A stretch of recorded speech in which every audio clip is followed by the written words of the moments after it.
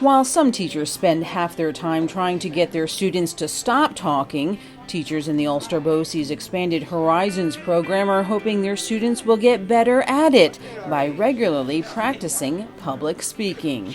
The project is focused on them obtaining the leadership skills that will help them as they move out of school and into their own capacity as people in the world. Expanded Horizons is a leadership course for high-achieving students.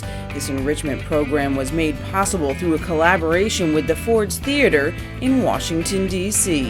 What we're asking kids to do is to go deep into a subject area. We're asking them to develop the discussion skills and the reflective ability to look at something that's a nonfiction topic, something that truly happened in time. The program uses words and speeches of great American orators like Vince Lombardi and Martin Luther King Jr. to help strengthen students' speaking, writing, and leadership skills.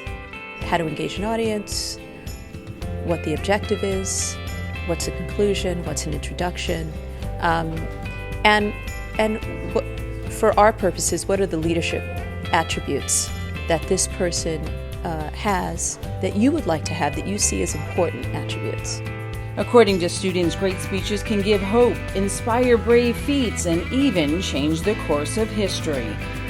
I chose JFK because I found it interesting the angle he had to take about in this speech. He had a very challenging job in convincing the American people that he needed to be supported, and so did his program. Carl Sagan, because he's really one of the most influential scientists of modern history, because he made difficult concepts easy to understand to the everyday person.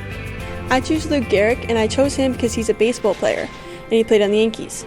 And I am a softball player, and he had to meet his day where he couldn't play anymore, and that's my biggest fear as an athlete. Students had to research and identify key elements of their speech. I mean, I know I've learned a lot from what his speech says about basically bullying and saying it's not right and everyone should be peaceful together and it's not right to pick out some little flaw that you have. Afterwards, they had to memorize and perform their speech. Cheyenne Reinhardt, Pearl Buck, Courage. I believe this is the first time in my life that I have ever made a commencement address. The invitations I have refused until now because I have always found it presumptuous to offer advice or even to forecast for sorts of people. Gentlemen, we're going to have a football team. We are going to win some games. Do you know why? Because you are going to have confidence in me and my system. Let me tell you what is, in my opinion, the central problem of human existence. I'm stuck in my body, in my consciousness, seen out of my eyes. I'm the only me I ever get to be.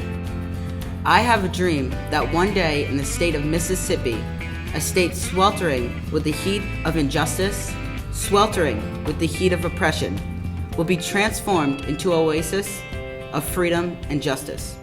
This study of speeches not only taught students about language, history, and civic affairs, but also developed courage and confidence. They've gone from being terrified and sometimes physically shaking to standing up and saying the thing that they think is important.